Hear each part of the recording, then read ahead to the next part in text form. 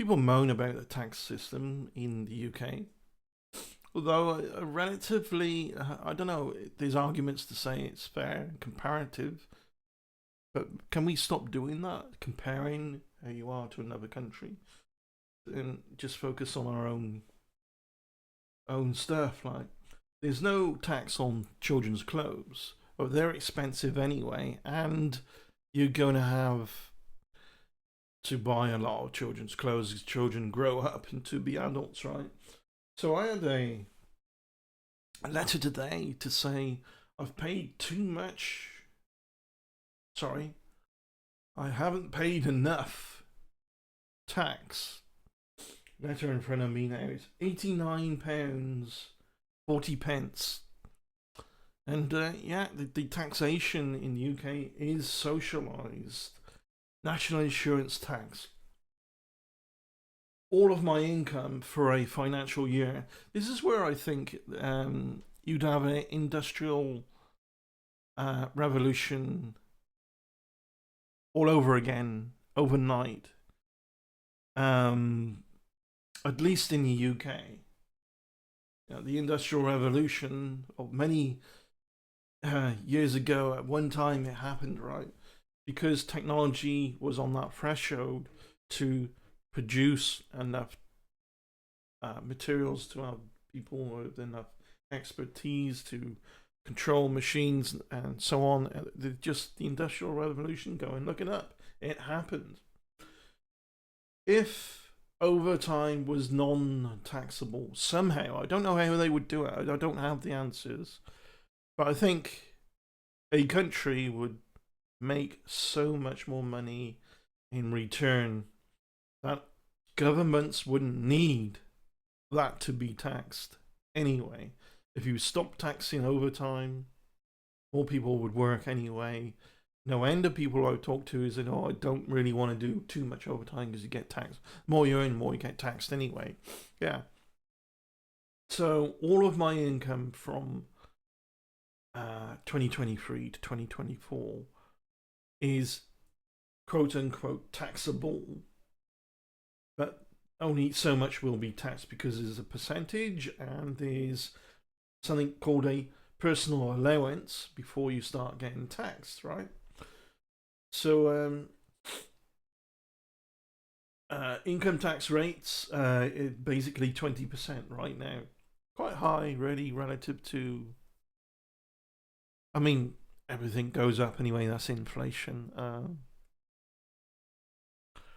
So one thing that I like about this, I wonder how this would be done in other countries. Like, how would the IRS in America do this? If they calculated, oh, you haven't paid enough tax, they do all out one charge and expect it all in one lump sum?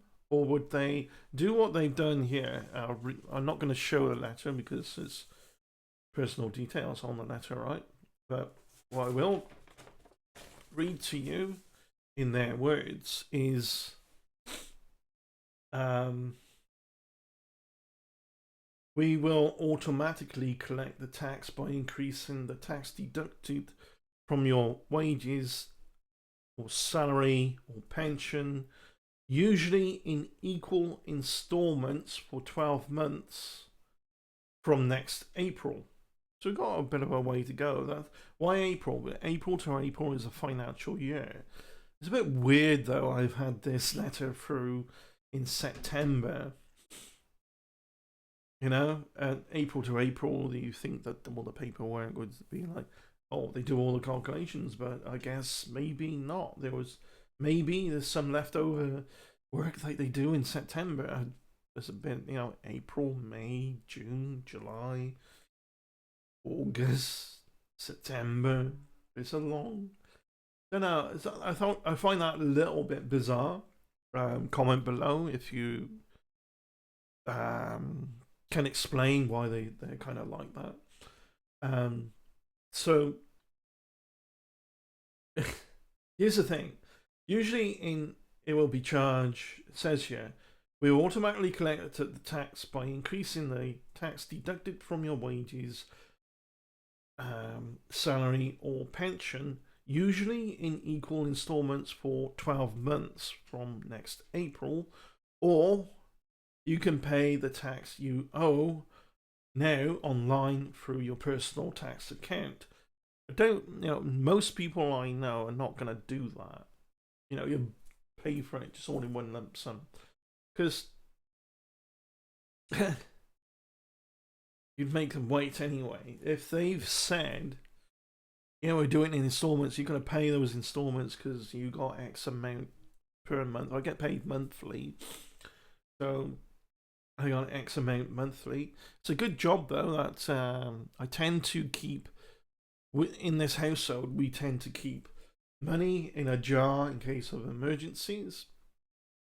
So I'm going to take out that jar, 89.40. There's enough there to do that, and put in the bank account. And that's covered over the next year. It's covered here and there. That's how I want to do it. It's not that.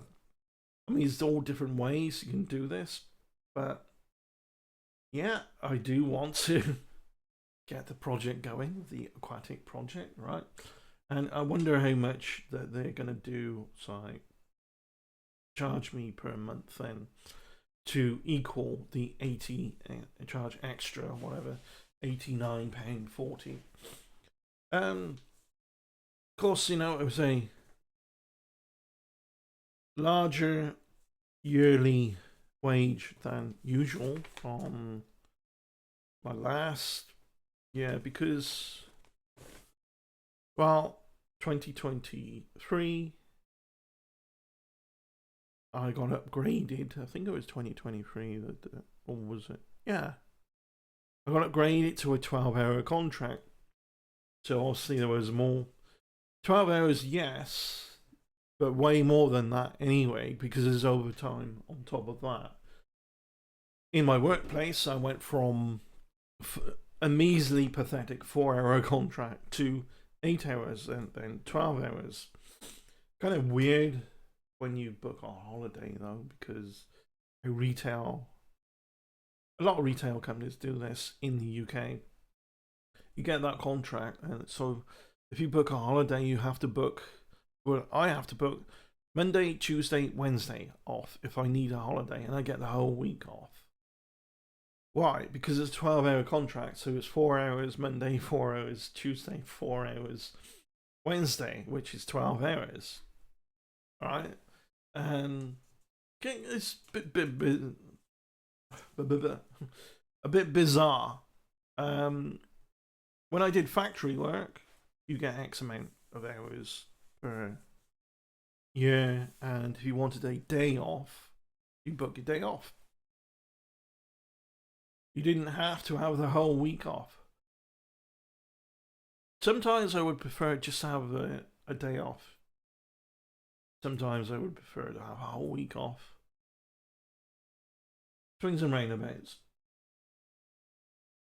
I thought one thing certainly in retail is bring back days like only essential shops open. Years ago, other countries were doing this across Europe as well.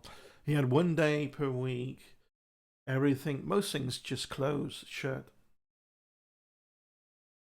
And just essential, maybe newsagents and your essential, like go get some eggs, milk, and bread or whatever. Those kind of shops were left open Sunday in the UK. Sunday, small rural towns were just basically closed, and everyone just chilled out, spent time with their families. Boxing Day, most shops were shut in small rural towns, and they mostly still are. But where I work, they got to stay open, and this obsession with growing needs to stop because it ruins a lot of things. You can't throw money at a problem and expect throwing money at a problem to fix the problem, right?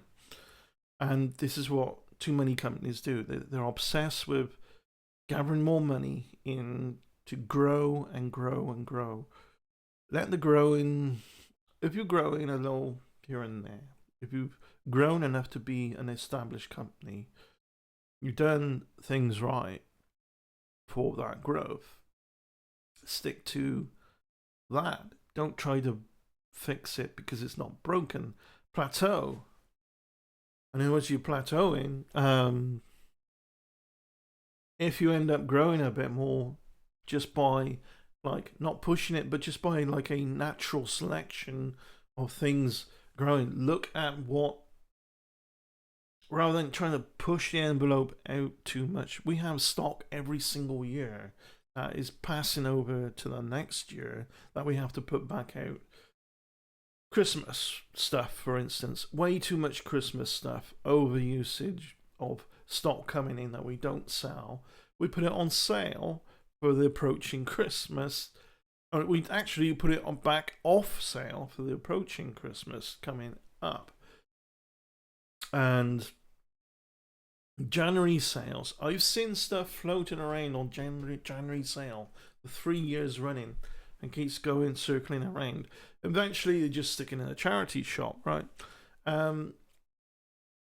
But that costs money to keep buying that in. They're chasing your tail. It's like, buy this in and sell, buy, sell, buy, sell, buy, sell. It's doubling down, trying harder and harder. What have I said about people trying harder?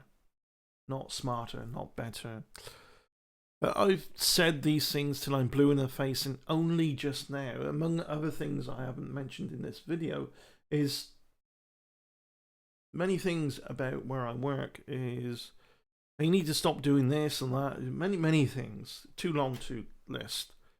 And it feels like they're just beginning to talk in a way that's saying, oh, perhaps we shouldn't be doing this. But they won't. They'll just keep going, doubling down. Yeah, keep your... And it's like the political... like playground politics going on, and the political talk. You say, no, your job's fine, this and that. You could start to hear that, and I've experienced that too many times. I've worked for many companies. I've worked for cardboard company. I did cardboard boxes, cardboard cutting, designs, displays. I've done technical soldering. I've done spot welding. Yeah. I worked in an egg packing station. What else? I've worked in a truck stop. I currently work in retail discount kind of stores. Well, it's not really a discount store anymore. Kind of was. I think they evolved past that mantra, that advertising, because really things are creeping up in expense more and more. I see prices of things, some things that we sell are cheaper in other stores. Like, for instance, Original Factory Shop is a company name in the UK that sells some things that I've seen where I work. I don't work for Original Factory Shop. I work for a different firm.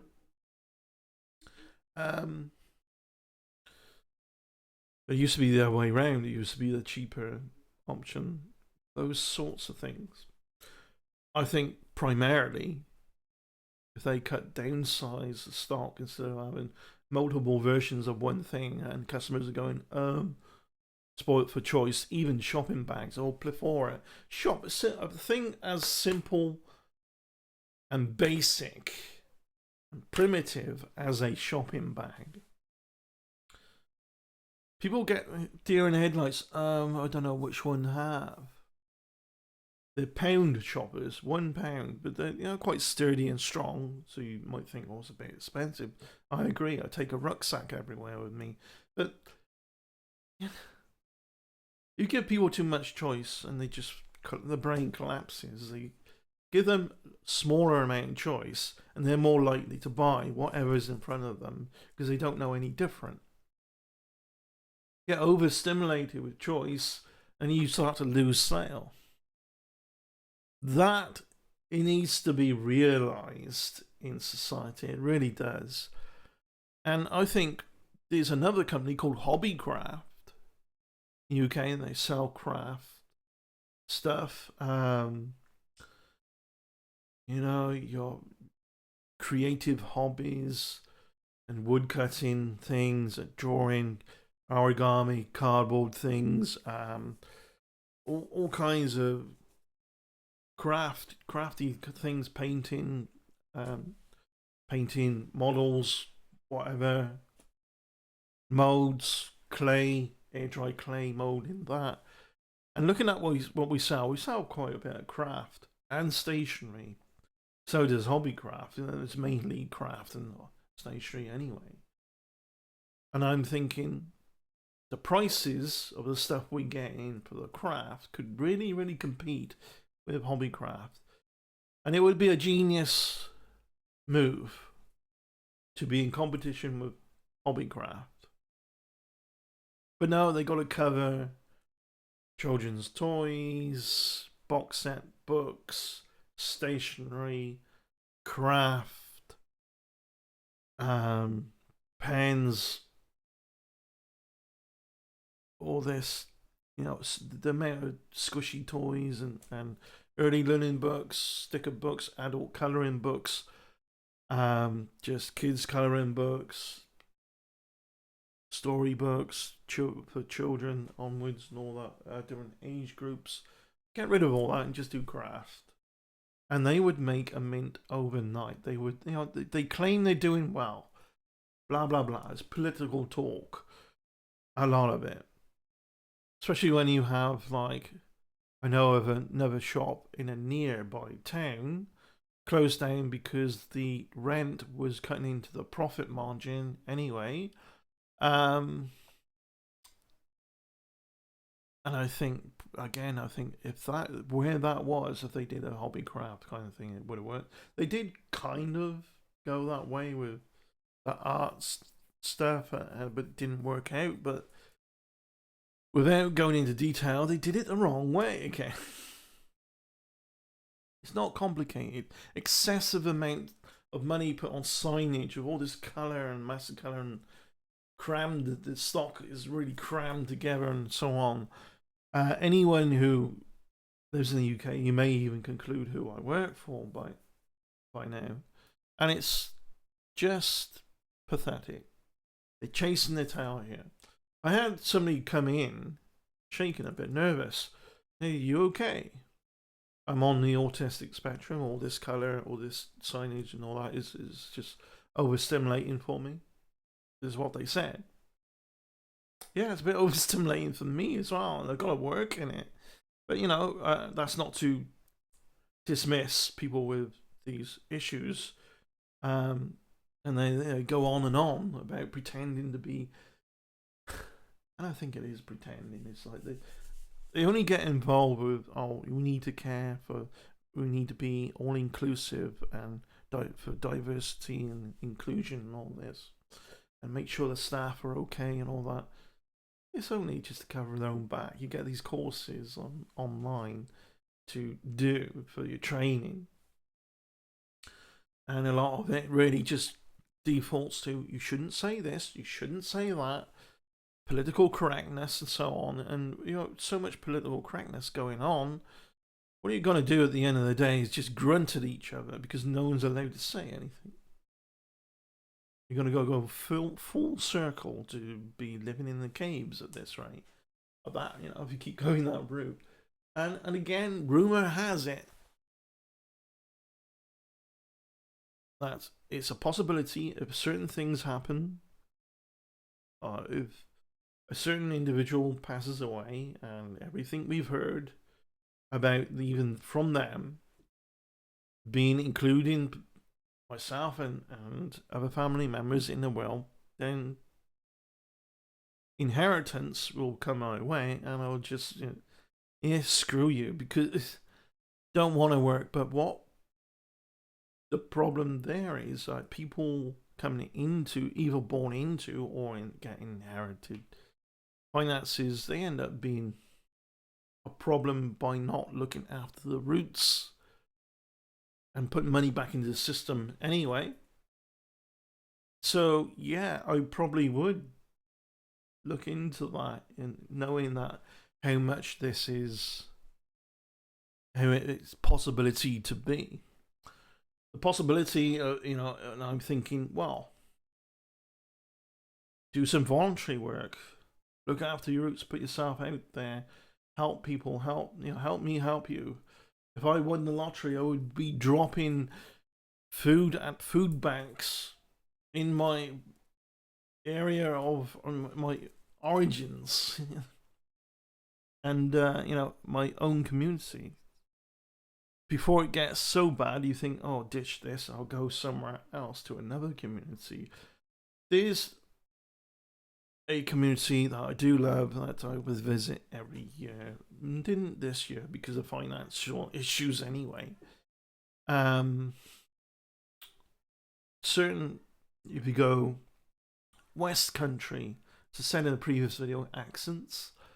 West Country, you got Southwest England, or the north side of the Southwest. Yeah, the UK land mass is of weird shape, right? So you got there's a convoluted sort of direction there. And that north side is a beautiful community. A lot of money comes in there via the tourism. It's a coastal area as well. So people like being by the beach, the sea and all this. But they all make an effort. There's a culture.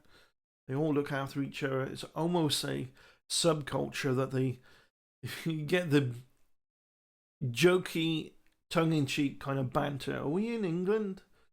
No, it's not England. We're Devonians. And Devonshire, North Devon.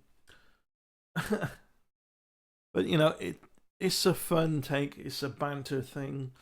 We all agree that we're supposed to be a so-called United Kingdom, but any country with united in its name is not united, but it's trying to get there and it's trying to advertise. This is our goal, which is why it's got the name. And again, I've talked about that many times. Beware of boasting titles. On every level, a whole country or one individual. The individuals that have Truth Seeker as part of their username, or True Ball of Wax. Remember that one? Was it True Ball of Wax? Or True something? Yeah?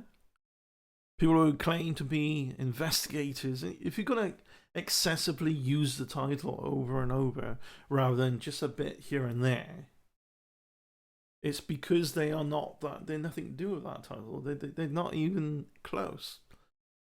The UK is not even close to being united, except when things like riots happen.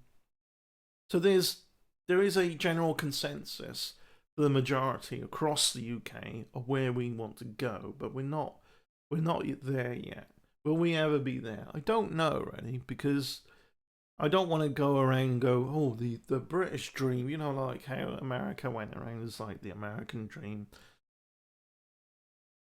America's been corrupt from day one, if you ask me. And a lot of people would disagree with that because, you look at Thomas Jefferson and you look at the history and so on, but really, America's got blood on its hands, its own blood. Yeah, JFK, shot by an American. Martin Luther King, right? Abraham Lincoln. They're all shot by other fellow Americans. Not much has changed, but you almost don't blame people for trying to shoot Trump. Why? Because go and look at Project 2025, the documents that he claims he has nothing to do with, the swamp that they claim to be draining, the deep state that they claim to be exposing, is Trump and all those who want to puppeteer Trump. But Trump's a puppet. Don't think Trump's going to be the last puppet to come along. Don't think in the UK we're not going to have puppets to come along to manipulate things for corrupt individuals to get richer and richer and not put money back into a system where poorer get poorer and poorer and the middle class gets wiped out. If you wipe out the middle class, all you got is a dictatorship, really. eventually, because where the most creative ideas normally come from is those who can afford really to have a voice at all, is the middle class. It never comes top down because, you know, you got too many top end doing their job and they've always done it this way and whatever they're doing. You know, it's that attitude of, this is what we do, we've always done it this way, it's always worked, so we continue. We get the middle class, most creative, the paradigm shift. Any paradigm shift has never come top down. It's come from grassroots upwards. Where the leaders go, the leaders will follow because they will have to, otherwise they're jobless. America has to realize that.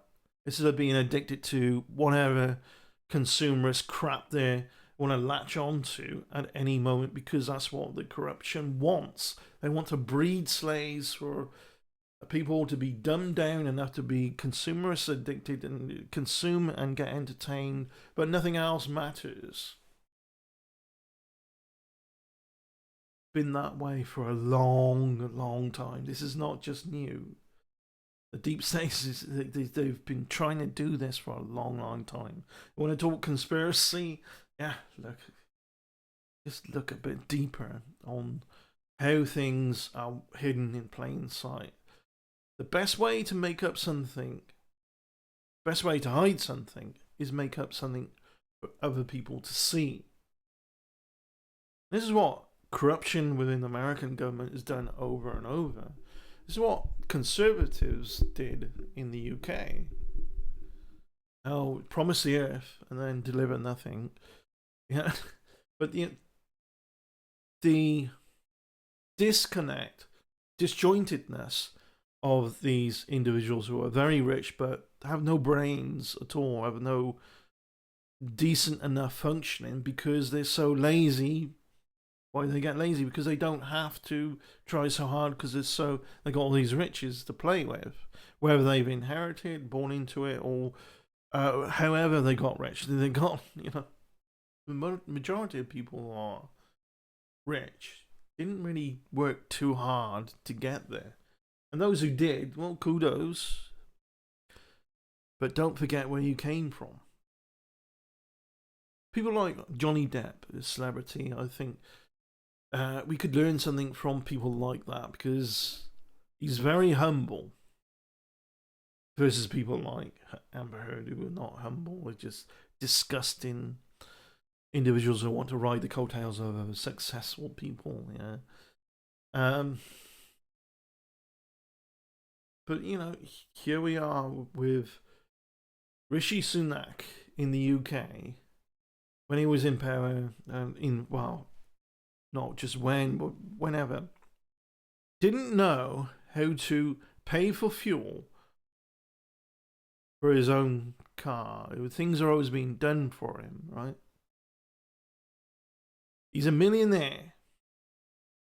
If he was a millionaire in the UK, I don't think, if I was a millionaire in the UK, would I be trying to get into politics? Fuck no, I'd be looking after the roots.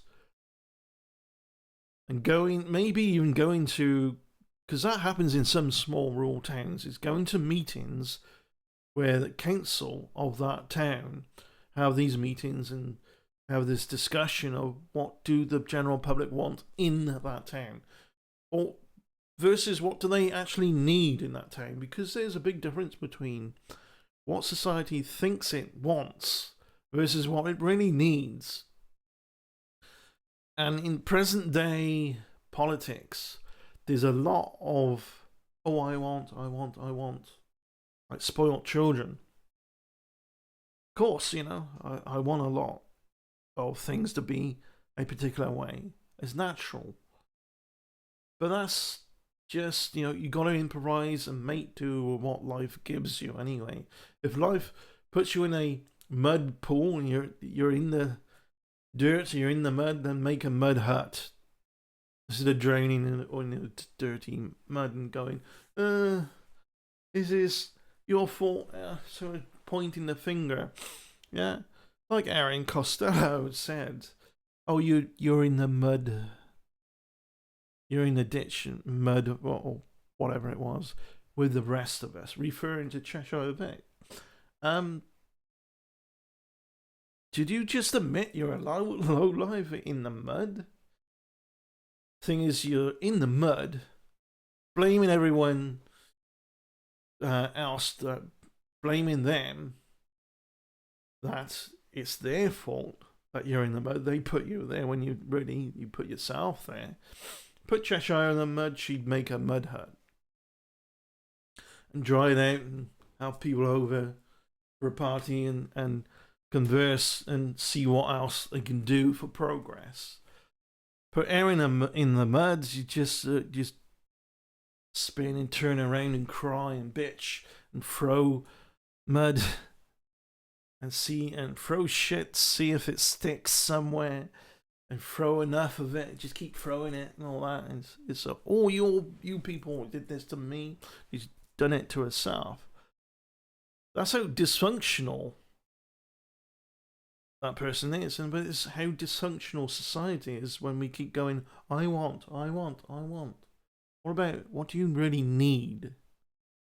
And if you get what you really need in society, if a whole population gets what it really needs via some balance that's been worked out by the authorities, further down to the middle class, even further down to a maybe lower classes, or even though you're always going to get classation, but there's no such thing, I don't think, as ever going to be a classless society, unfortunately, because it's very basic for human nature to compare, right?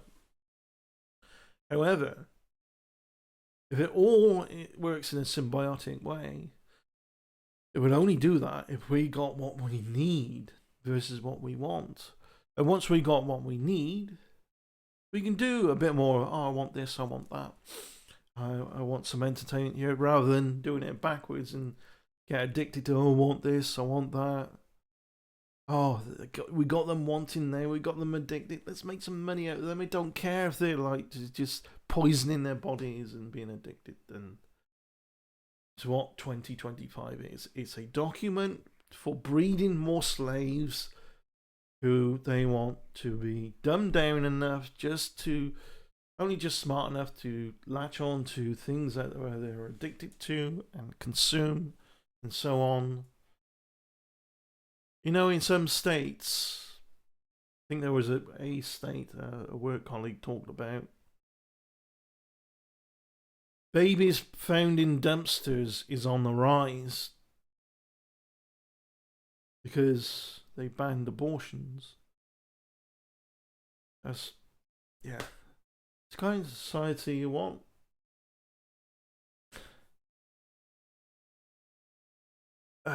It makes me want to cry. It's horrible. It's disgusting. It's degrading, backward, primitive, all because you got these rich idiots are so disjointed and dislocated from actual reality and what is really important to do for the greater good of everybody, never mind just themselves, that they just poison and ruin everything around them, and they don't care if they do, because all that poison just makes them grow and get bigger and bigger, right?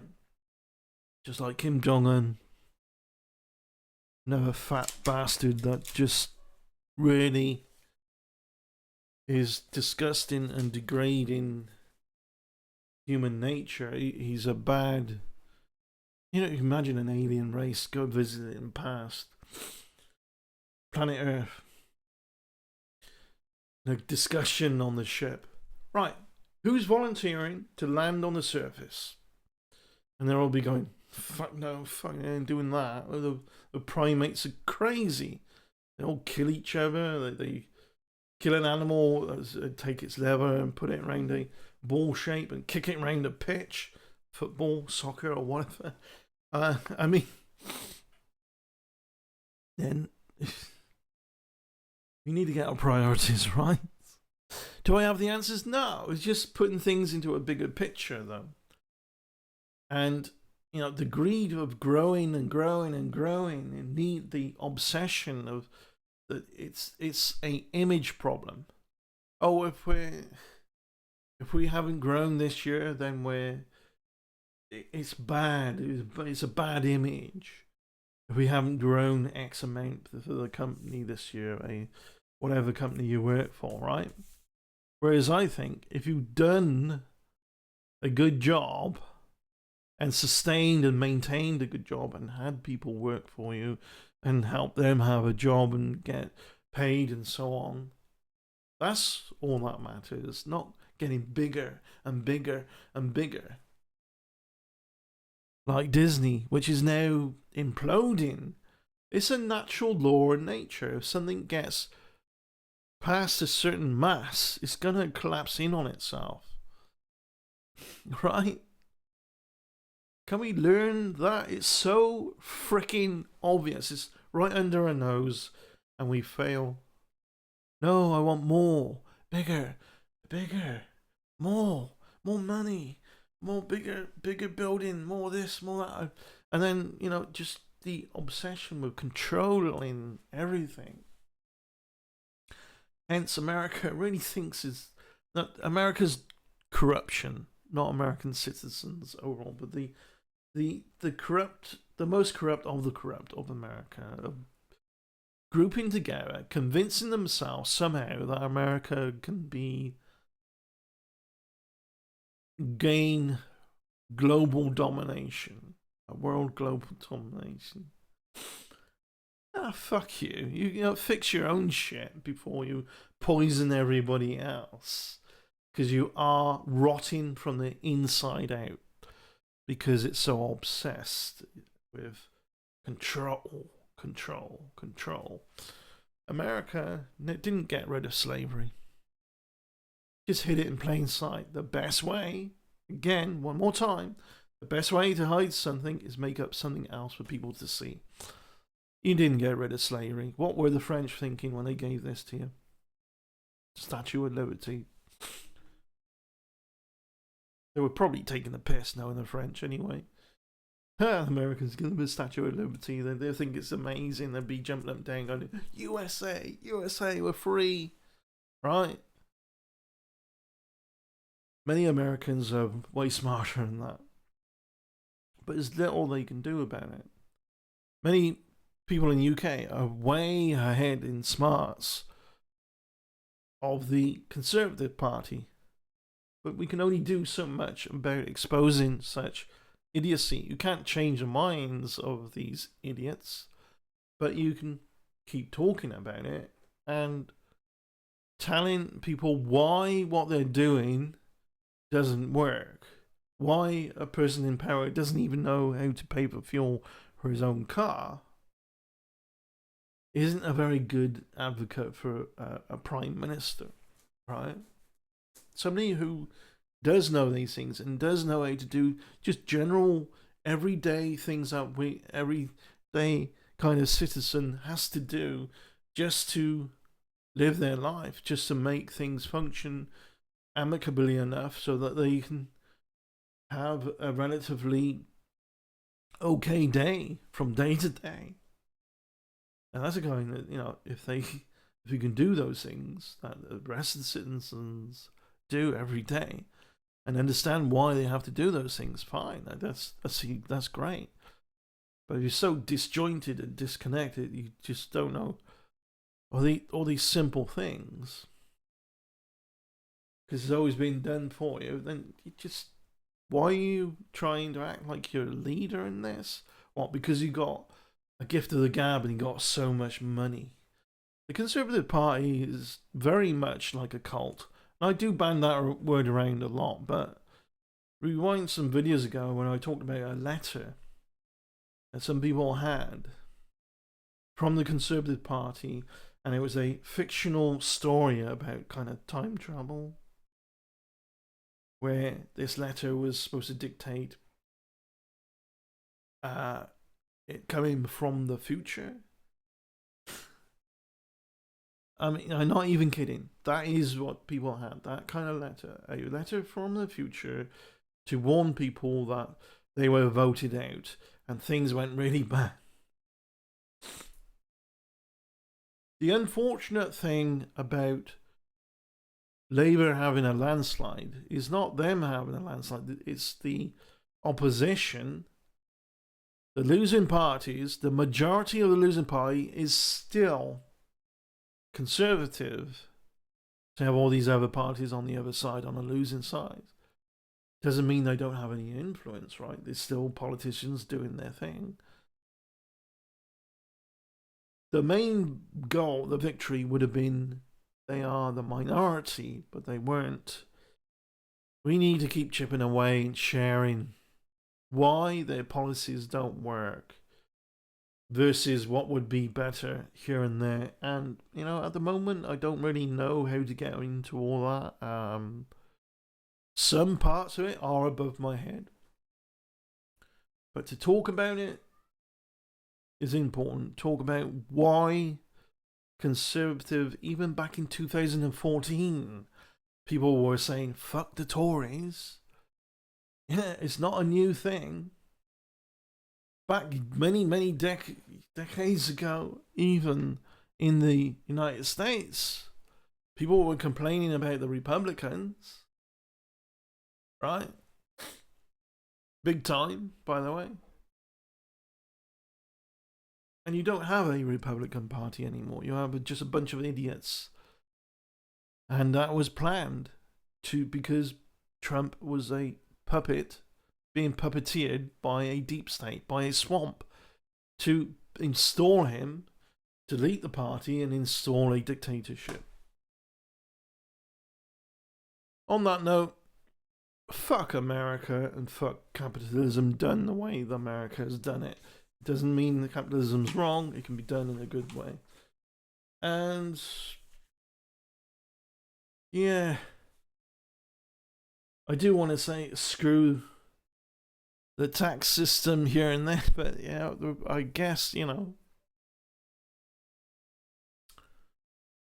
it's kind of them to, you know, I think that's, you know, people are going to slate me saying it's kind of them. Everybody has, I have an anti-authoritarian streak, definitely.